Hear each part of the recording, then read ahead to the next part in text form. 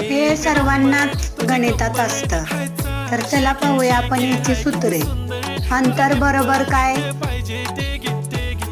वेग गुणुले वेळ. वेग बरोबर काय? अंतर भागिले वेळ. आणि वेळ बरोबर काय? अंतर भागिले वेग.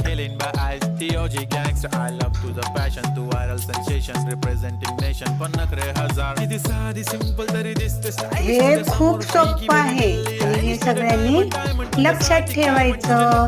अशाच प्रकारे नवनवीन व्हिडिओसाठी मला फॉलो करा. धन्यवाद.